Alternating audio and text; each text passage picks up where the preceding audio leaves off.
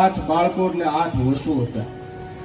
એમાં પ્રભાસ નામના વસુએ ચોરી કરી અને પરિણામે આવ્યું કે એણે આ ધરા ઉપર રહેવું પડ્યું.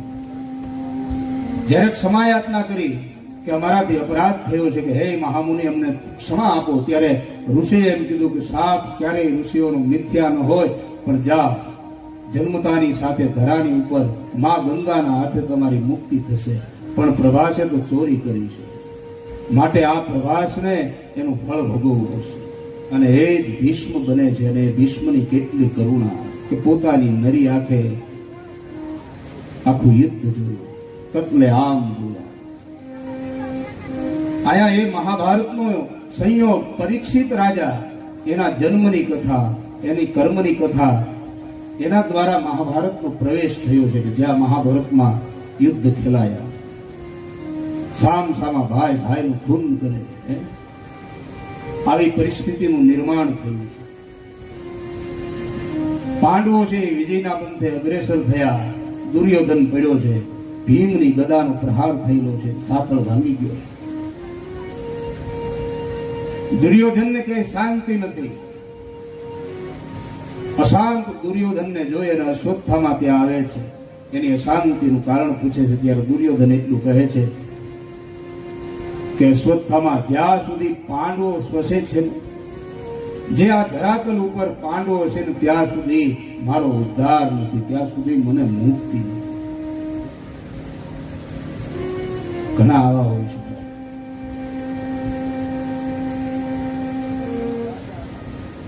વેર વારસામાં આપીને જાય, છેલ્લે પથારીએ પીડ્યા હોય અને દીકરાઓને કહેતા જાય કે જો ખરેખર મારા દીકરા હોય તો કાકાને ઘરનો ઉંબરો ન ચડતા. આવી વિચારધારા વાળા એ યાદ રાખજો કે બધા દુર્યોધન વેર વારસામાં.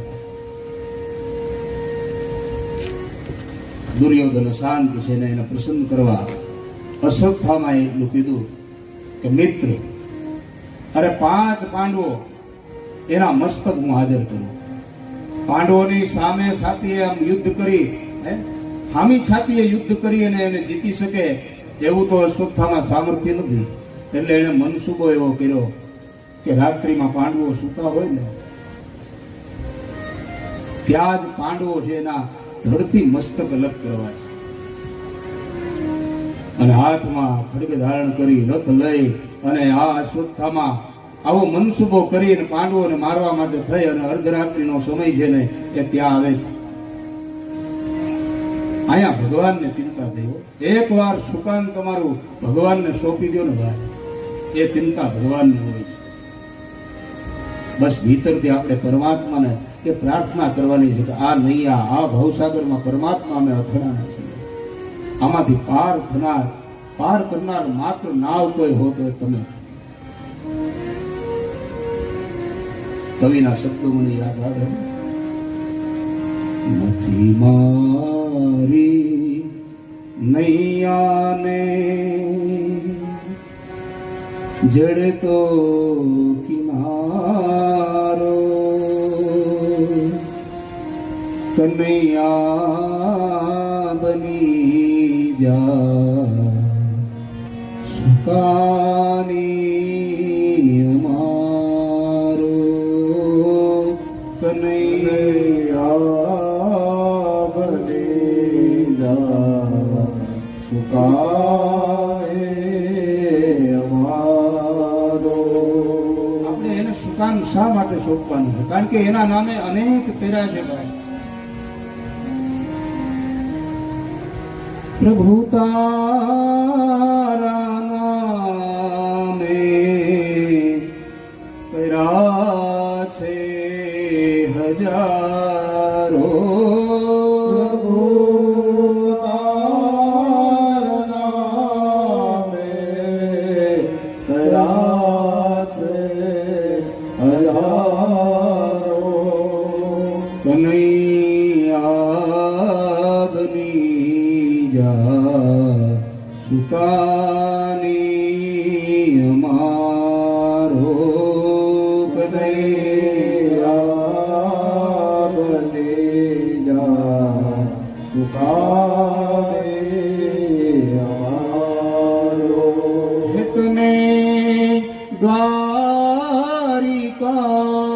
દ્વારિકાધીશ હું છું સુદામો દ્વારિકાધીશ હું છું સુદામો વ્યથા મારી દિલની હવે તો પીછાણો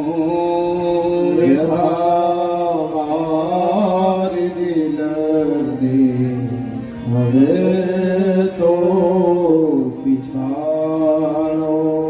જેણે જેણે પરમાત્માને પોતાનું સુકાન સોંપી દીધું છે એની ચિંતા અર્ધરાત્રિએ ભગવાન કરે. અહીંયા ભગવાન ચિંતા થઈ પાંડવોની અને ભગવાને અવાજ કર્યો છે. પાંડવોને થયું કે પ્રાતઃકાળ થયું છે ને પાંડવોને અન્યત્ર સોડાવ્યા અને જ્યાં પાંડવો સુવે છે ત્યાં એના સંતાનો સૂતા છે. હાથમાં ખડગ લઈ અશ્વત્થામાં ત્યાં આવે છે. મસ્તક ઢાકેલા છે. અશ્વત્થાને ખબર નથી કે આ પાંડવો નહીં પણ એના સંતાનો છે. અને નિર્દય અશ્વત્થામાં ખડગ હાથમાં લઈ અને 5 સંતાનો ભર નિંદ્રમાં સૂતા છે ને એના ધડથી મસ્તક અલગ કરે. લોહીના ખાબોચિયા ભરાય. 5 મસ્તક લઈ અને આ અશ્વત્થામાં દુર્યોધનને આપે છે. લે મિત્ર, આ 5 પાંડવો, તારા આત્માને શાંતિ નથી ને, આ 5 પાંડવોના મસ્તક આવ્યા છે. દુર્યોધનને આશ્ચર્ય થયું કે જે પાંડવોને જીતવા માટે ભીષણ યુદ્ધ ખેલાયા છતાં જીતી ન શક્યા અને એને અશ્વત્થામાં આ 5 પાંડવો શંકા પડી પાંડવો નો હોય. લાવ એમાંથી ભીમનું મસ્તક.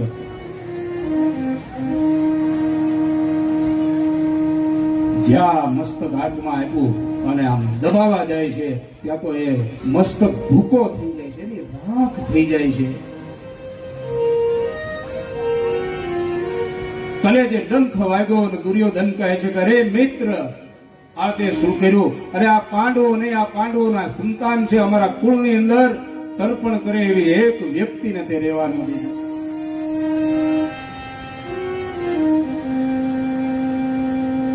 અહીંયા સવાર થયું છે. દ્રૌપદી સંતાનો જગાડવા આવી જ્યાં છાવણીમાં પ્રવેશ કર્યો ને ત્યાં તો લોહીની નદી હાલે છે. અને દ્રૌપદી જ્યાં જુએ છે તો 5 સંતાનો એના ધડથી મસ્તક અલગ થયેલા છે. તમે કલ્પના તો કરો કે માની કેટલી વેદના હશે. દીકરો ભૂખ્યો હોય ને તોય માને ક્યાંય શાંતિ ન હોય. દીકરો 1000 ગાંવ દૂર હોય છતાં કાંઈ દીકરાને દુઃખ થાય તો એ તરંગો એવા જાગે. માં એના દર્દને એની પીડાને જાણી લે અને એ માં એની નજરે આવા 5 સંતાનો એના ધડથી મસ્તક અલગ થયેલા જોવે છે. માં ભાંગી પડી, ભૈયા ભાટ રુદન કર્યું છે. આખી પ્રકૃતિને જેણે રડાવી. કુંતા રડે છે, પાંડવો રડે છે. દ્રૌપદીનું કલ્પાન અર્જુનથી જોવાનું નહીં. અર્જુને પ્રતિજ્ઞા કરી કે હે દ્રૌપદી, તારા 5 સંતાનને મારનાર એનો હું પાટલો બનાવીને તને સ્નાન કરાવું ને ત્યારે જ મેં આ મારી પ્રતિજ્ઞા છે કે ત્યારે જ મેં તારા આ જે આંખના આંસુ છે ને એ લૂછા કહેવાય છે. પરમાત્માને ઈશારો કર્યો કે હાલો પરમાત્મા રથ લ્યો. આ 5 સંતાનો એને મારવા વાળું કોણ છે એની તપાસ કરતા કરતા રથ લઈને રથ આગળ જાય છે. અહીંયા અશ્વત્થામાનો ખ્યાલ આવી ગયો. અશ્વત્થામાનો ખ્યાલ છે કે પાછળ રથ આવે છે, પોતે પણ રથમાં છે. બચવા માટે થઈ અને ભાગવા લાગે છે. રથની નીચેથી ઉતરી ગયા. ખ્યાલ આવ્યો કે આ ધમ કૃત્ય કરનાર અશ્વત્થામા છે. પાર્થ એને પકડે એ ભય હતો માટે અશ્વત્થામાએ હવે કોઈ રસ્તો રહ્યો નથી. ત્યારે બ્રહ્માસ્ત્ર છોડ્યું. ભીષણ બ્રહ્માસ્ત્ર છોડ્યું. આકાશમાં એકદમ તેજ પુંજ પથરાઈ ગયો. સમુદ્ર ખળભળવા લાગ્યા.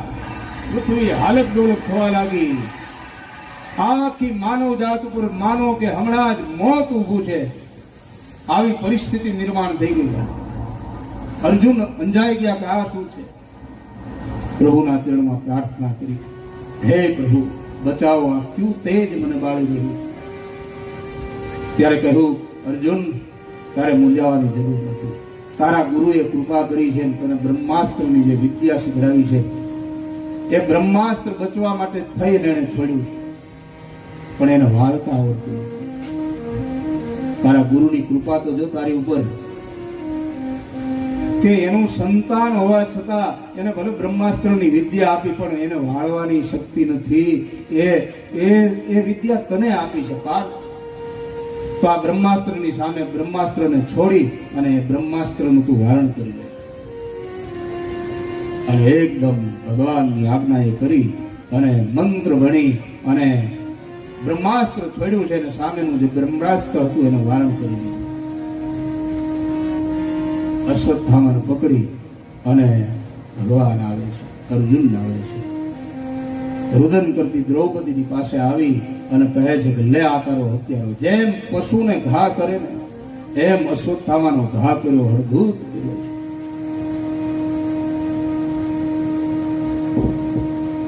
પણ અહીંયા તમે જોજો, મેં હમણાં જ વાત કરી ને કે આપણે કઈ હરોળમાં છે, સામે વાળો શું કરે છે એમ નહીં, આપણે કેમ જીવવાનું છે. આ મારા તમારા જીવનની કથા છે. દ્રૌપદી આ રીતે અશ્વત્થામાને જોયા.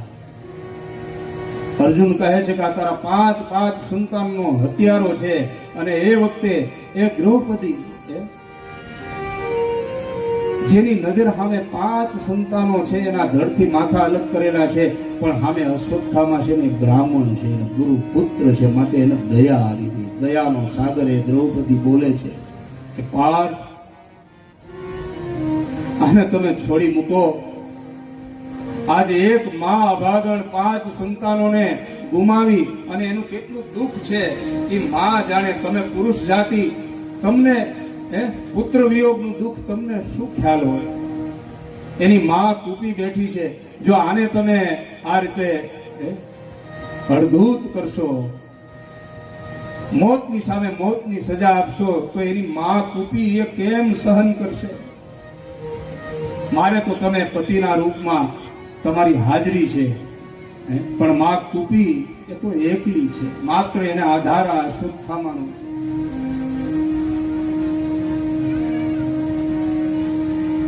પુત્ર પણ પિતાનું જ રૂપ છે. તમારા ગુરુ દ્રોણ આ અશ્વત્થામાની અંદર તમે એના દર્શન કરો ને તમે એને મુક્ત કરો. આ જીવનની કથા છે, આ એની કરુણા છે. અને દ્રૌપદીએ ભગવાનના ચરણોમાં પ્રાર્થના કરી છે કે પ્રભુ, મને દુઃખ છે એ વાતનું કે મારા સંતાનો એની અવગતિ થઈ. ક્ષત્રિયો એની 2 જ પ્રકારની ગતિ હોય. કાં તો એ છે ને પ્રભુનું સ્મરણ કરતા કરતા ભજન કરે ને એની ગતિ થાય, જીવન યાત્રા સમાપ્ત થાય. અને કાં હે નાથ, ઈશ્વરનું સ્મરણ કરતા કરતા જો એની ગતિ ન થાય ને, તો જ્યારે સમય આવે ત્યારે ધર્મ માટે થઈ, માં ગવત્રી માટે, ગાય માટે થઈ, બ્રાહ્મણ માટે થઈ, સાધુ માટે થઈ, ધર્મ માટે થઈ, રાષ્ટ્ર માટે થઈ. અને એક ક્ષત્રિય પોતાનું બલિદાન આપી દઈને અને વીર ગતિને મેળવે, એ ખુમારી થી એ વીર ગતિને પ્રાપ્ત કરે તો જ એની ગતિ થાય. હે દ્વારકાના નાથ, મારા સંતાનો ન તો એ યુદ્ધના મેદાનમાં અને ન તો ભગવાનની ભક્તિ કરી શક્યા. અકાળે જ અર્ધરાત્રિએ એની દુર્ગતિ થઈ. અને ભગવાન દ્રૌપદીની સ્તુતિને સાંભળે છે, દ્રષ્ટિ કરી ધડ ઉપર અને 5 સંતાનોને મુક્તિ આપે છે. હવે અર્જુનની પ્રતિજ્ઞા હતી, જો અશ્વત્થામાને મારે નહીં તો પ્રતિજ્ઞાનો ભંગ થાય. હવે મૂંઝાણા, બધી જ ચાવી કાનુડા પાસે હોય. તરત કૃષ્ણની સામે જોયું અને કૃષ્ણએ કહ્યું છે, પ્રભુ બસ એક કામ કરો. હા, કૃષ્ણ કહે છે કે પાર્થ, આ બ્રાહ્મણ છે ને બ્રાહ્મણનું તેજ એનો તેજોવધ કરવામાં આવે, એની શિખાનું છેદન કરવામાં આવે, એને અડધૂત કરવામાં આવે, એને અપમાનિત કરવામાં આવે. બરાબર, સાધુ કે બ્રાહ્મણની આવી સ્થિતિ કરો એટલે યાદ રાખજો કે બ્રહ્મ હત્યા સમાન. માટે વચ્ચેનો માર્ગ બતાવ્યો. એ જ પ્રમાણે પાર્થે અશ્વત્થામાને અડધૂત કરી એનો જે મણી હતો એ ખેંચી લીધો, શિખાનું છેદન કરી, અપમાનિત કરી, ધૂતકારી અને એને કાઢી મૂક્યો. પણ એ જ બ્રહ્માસ્ત્ર હજી પણ જેને વાળ્યું છે એ અર્જુન, એને તો ઠીક છે કે એને દયાદાન આપી દીધું, પણ અશ્વત્થામા હજી પણ વેરનો ભાવ છે. બીજા 5 બાણ છોડે છે પાંડવો માટે અને 1 બાણ હજી છોડે છે આ પાંડવોના વંશને મિટાવવા માટે થઈ. અને ઉત્તરાના ગર્ભની અંદર જે સંતાન છે, પરીક્ષિત રાજા જે જન્મ લેવાના છે, એ પાંડવો છે એનું મૂળ સમાપ્ત કરવા માટે બાણ છોડ્યું છે. અને ઉત્તરા છે એને અગ્નિ લાગી ગયો છે ભાઈ. અને દોડતા દોડતા દોડતા ભગવાનના ચરણમાં આવી અને પ્રાર્થના કરે છે, પાહી પાહી મહાયોગી દેવદેવ જગતપદે નાન્યમ ત્વદભયમ પશ્યે યત્ર મૃત્યુ પરસ્પરમ. પરમાત્મા, મને આ તેજ બાળી રહ્યું છે, મને બચાવો. પાંડવો ઉભા છે, તમે કલ્પના તો કરો. યુધિષ્ઠિર ઉભા છે, અર્જુન ઉભા છે, પણ ઉત્તરા દોડીને ક્યાંય ન ગયો, સીધી ભગવાનના ચરણમાં જાય છે. કારણ કે એને એની સાસુબા પાસેથી સાંભળેલું છે, એની વહુવારું છે. દ્રૌપદી બહુ સત્સંગ કરે ત્યારે એને કીધું, બેટા જ્યારે મારી ઇજ્જતનો સવાલ આવ્યો ને ત્યારે આ ભીષ્મ દાદા બેઠા હતા અને પાંડવો હતા, પણ ત્યારે મારો સાદ સુનનાર કોઈ નહોતું. માટે બેટા, તારે આશ્રય કરવો હોય ને ત્યારે એ સ્થિતિમાં ભગવાનનો આશ્રય કરવો. તમે કલ્પના તો કરો કે જ્યારે આ અંગ ઉપરથી સાડી ઉતરી ગઈ ત્યારે એને પુકાર કર્યો, ત્યારે એની પાસે યજ્ઞ કરવાનો સમય નહોતો. એ દ્રૌપદીની પાસે એ વખતે સ્વાહાકાર કરવાનો, ધર્માદો કરવાનો સમય નહોતો, માત્ર એક અરજ કરવાનો સમય હતો. અને એને એવી અરજ કરી કે બ્રહ્માંડમાં વૈકુંઠનો અધિપતિ ખાલી કૃષ્ણ દોડ જે એટલો શબ્દ સાંભળ્યો ને, બરાબર, અને બ્રહ્માંડનો નાથ ત્યાં પ્રગટ થઈ જાય અને 999 ચીર પૂરી.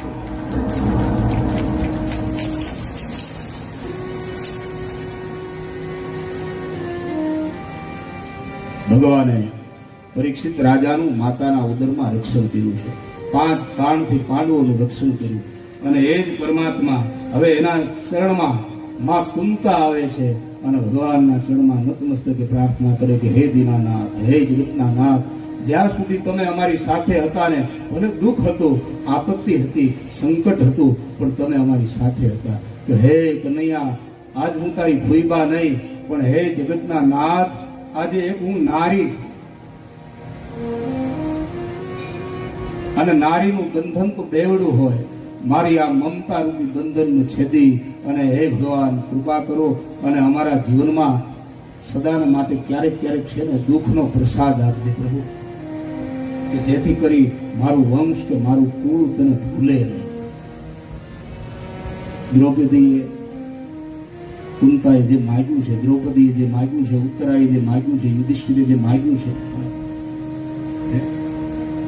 એમાં આજે કુંતાએ તો માગ્યું છે કે પ્રભુ ક્યારેક ક્યારેક અમારા જીવનમાં વિપત્તિ આવે, એટલે દુઃખ માગવું એમ નહીં હો, પણ દુઃખમાં પણ પ્રભુનો પ્રસાદ થઈ જાય એટલી સમજણ શક્તિ.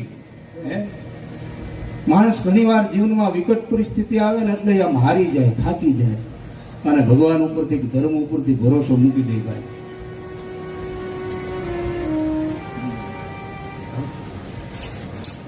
એનો ભરોસો છે ને એ તૂટી જાય. પણ યાદ રાખજો,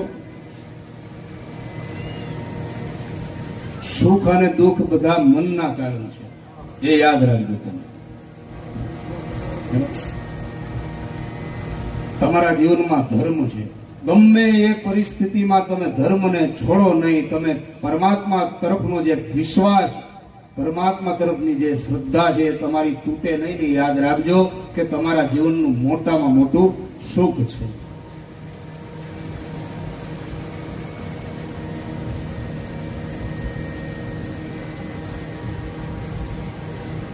કોઈ પણ પરિસ્થિતિ તમને અનુકૂળ બની જાય એનું નામ ભાઈ સુખ. કુંભાર ભગતની 2 દીકરી દાદા, અને એક દીકરી ખેડૂતમાં છે અને એક દીકરી છે એટલે ખેતી કરે છે. ટૂંકમાં કુંભાર ભગતને ખેતી છે, ત્યાં આપેલી દીકરી છે, અને એક દીકરી છે એ માટલા કરે છે. અને બરોબર અષાઢનો સમય આવ્યો, આકાશમાં આમ ટેકો દઈને દીકરી વિનંતી કરે કે હે નવખંડના અધિપતિ ભગવાન, એવો વર્ષ છે કે આ વર્ષ અમારું છે ને હવાઈ થાય, કારણ કે એને ખેતી છે, એમાંથી ઉપજ લેવાની છે, તો એના માટે વરસાદ વરસે એ સુખ છે. અને એ જ જગ્યાએ બીજી દીકરી જાય છે અને ભગવાનને પ્રાર્થના કરે છે કે હે દીન બંધુ, હે જગતના નાથ, માત્ર એક પખવાડિયું તું ખમી જાજે અને મારી લાજ રાખજે, મારો આ નિંભાણો છે ને એ પાકી જાય. એના માટે વરસાદ 15 દી રોકાઈ જાય એ સુખ છે, અને એક દીકરી માટે વરસાદ વરસી જાય એ સુખ.